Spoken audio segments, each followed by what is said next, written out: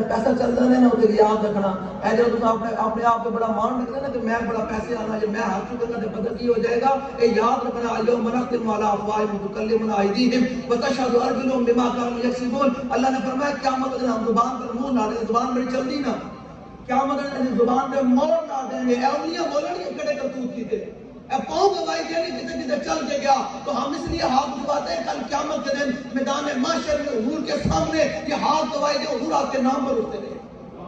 حضور آپ کے نام پر اٹھتے رہے، اور آپ کے قدم گواہی دے حضور آپ کا میراث سننے کے لیے جاتے رہے ہیں، آپ کے دین کے پہرے داری کی گلی محلے میں گھومتے رہے ہیں۔ آج اب بھائی والے کا پوری دنیا کو بلکہ بالعموم پوری دنیا اور بالخصوص پاکستانی عوام کو حضور کے دین کی طرف اس لیے بلا رہے ہیں کہ اس نظام کی طرف آؤ جس نظام کے لیے میرے آقا مولا بدر میں تشریف لے کر گئے، جس نظام کے لیے میرے آقا مولا احد میں تشریف لے کر گئے، جس نظام کے لیے صحابہ نے اپنے قیمے کروا دیے، عبداللہ بن جاش نے ناک اور کان کٹوا دیے، امیر حمزہ نے اپنے جگر اور کلیجے کٹوا دیے، حضور کے نواسوں نے اپنی گردنیں کٹوا دی۔ ہم کہتے ہیں اس نظام کے لیے کاش کہ کوئی صلاح الدین ایوبی کا غلام ہوتا، تو بابا جی فرماتے جب میں نے صلاح الدین ایوبی کے مزار پر حاضری دی نا تو میں حاضری دے کر باہر نکلنے لگا تو میں نے شعر پڑھا ہوا لکھا ہوا تھا کہ فلا تحسبوه مات شخص واحد بل قد عم العالمین وماتوا، وہ حاضری دینے والے یہ گمان نہ کریں جس دن صلاح الدین ایوبی دنیا سے گیا تو اس دن ایک فرد گیا بلکہ اس دن پوری امت بن گئی۔ آج مجھے بتائیں فلسطین سے لے کر شام تک، شام سے لے کر عراق تک، بوسنیا تک، کشمیر تک، اور جو پاکستان کی حالت دار ہے جو بات کرنے والا ہے، تو اقبال کہتا میں ایک رات اللہ کی نگاہ میں رویا کہ یا اللہ مسلمان کیوں ذلیل ہو رہے ہیں، تو اقبال کہتا مجھے آواز آئی ندا آمد نمیدانی کئی قوم دلے دارم دو محبوبے نہ دارم، اقبال کہتا مجھے آواز آئی تو جانتا نہیں ہے اس قوم کے بارے میں، یہ لیڈروں کے نعرے کو اچھل اچھل کے لگاتے ہیں، لیڈروں کے نعرے لگائے ان کے جھنڈے اٹھائے تو کبھی کسی نے پوچھا جناب یہ لیڈر کا نعرہ لگانا جائز ہے یا نہیں جائز، بس ایک ہی نعرہ سیاسی بن جاتا ہے بھائی محمود انبیاء، اس نعرے کے لیے کہنا پڑتا ہے کہ بھائی ہاتھ اٹھاؤ۔ امام بصیری فرماتے ہیں حضور نہ ہوندے تو دنیا دی کوئی شے ہی نہ ہوندی، فرماتے دعوت النصارى في نبيهم واحكم بما شئت مدحا فيه واحتكم فانصب الى ذات ما شئت من شرف وانصب الى قدر ما شئت من عظم فإن فضل رسول الله ليس له حد فيعرب عنه ناطق بفمه لو ناسبت قدره آية عظم نحن اسمه حين يدعى دارس الرمم۔ امام بصیری فرماتے ہیں حضور کے بارے دو گلاں نہیں کرنی، ایک حضور نو رب نہیں کہنا، ایک رب کا پتر نہیں کہنا، اس کے علاوہ جو چاہ حضور کی شان بیان کر، نہ شرک ہے نہ بدعت ہے، کیونکہ حضور کے فضل و کمالات کی کائنات میں ہاتھی کوئی نہیں۔ امام بصیری فرماتے ہیں فمبلغ العلم انه بشر،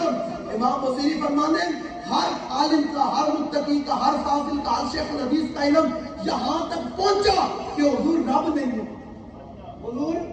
اب ہے کیا، یہ تو پھر قیامت تو پتہ چلے گا نا، جب حضور نے فرمایا وَأَنَا أَوَّلُ النَّاسِ خُرُوجًا إِذَا بُعِثُوا وَأَنَا قَائِدُهُمْ إِذَا وَفَدُوا، حضور نے فرمایا قیامت والے دن سب سے پہلے قبر انور سے میں باہر تشریف لاؤں گا، وَأَنَا قَائِدُهُمْ إِذَا وَفَدُوا، حضور نے فرمایا قیامت والے دن قیادت میری ہوئی تھی،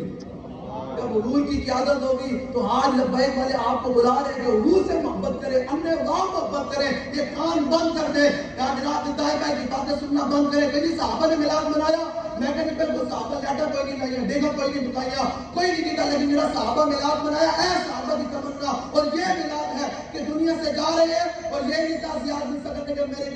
میرے جناب و زمینوں کا کیا بنے گا، میرے کاروبار کا کیا بنے گا، میری اولاد کا کیا بنے گا، آخری سانس ہے، حضور نے فرمایا زیاد کو آخری بات کر دو تاکہ قیامت تک میری امت کے لیے مینار نور بن جائے، کہ جب تک میری امت یہ تمنائیں رکھے گی تو پھر پوری دنیا پر سر اٹھا کر جیے گی، جب دل سے یہ تمنا نکال دے گی تو پھر پوری دنیا میں ذلیل ہو جائے گی۔ تو زیاد بن سکر نے کہا یا رسول اللہ ایک ہی تمنا تھی دنیا میں، دنیا سے جاتے ہوئے ساری زندگی زیاد کی، جتنے بھی عمر گزری تو ساری زندگی زیاد نے دل میں ایک تمنا پال کے رکھی تھی، وہ کیا تمنا تھی کہ منم باہمی تمنا کہ بوقت جان پر مردم بلکہ کودی دباشم کودرون دی دباشی، حضور دنیا سے جاتے ہوئے زیاد بن سکر کی ساری زندگی کی ایک ہی تمنا تھی کہ جب زیاد بن سکر دنیا سے جا رہا ہو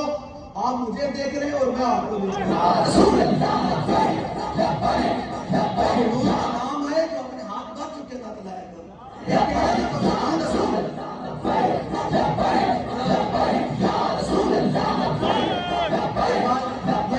تک امت میں حضور سے اننے وہاں محبت تھی نا، اقبال کہتا ہے یہ فاقہ کش جو موت سے ڈرتا نہیں ذرا، روح محمد اس کے بدن سے نکلا،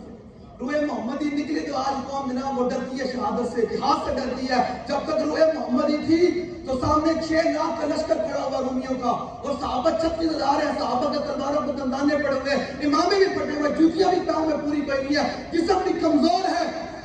تو مہان گورنر رومی سپہ سالار نے جب صحابہ کی یہ حالت دیکھی نا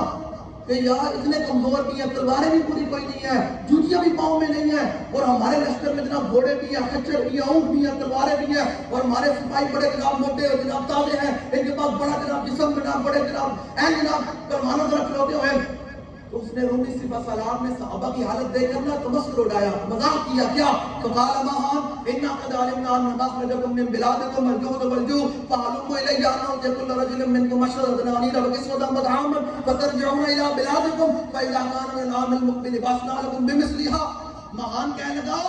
صحابہ کو مخاطب ہو کر کہنے لگا، بھائی تم پاگل ہوئے ہو، تم بے وقوف ہو، تم دیکھتے نہیں ہمارے پاس کتنا لشکر، کتنا بڑا لشکر پڑا ہوا ہے، ہمارے پاس تلواریں ہیں، ہماری تعداد کتنی زیادہ ہے، تم بے وقوف ہو، تم اپنی حالت کو دیکھو، تم جھلے ہو ہمارے ساتھ لڑنے کے لیے آئے ہو، تم اپنی حالت ہی دیکھو، تمہارے پاس تلواریں بھی پوری کوئی نہیں ہے، جو ہیں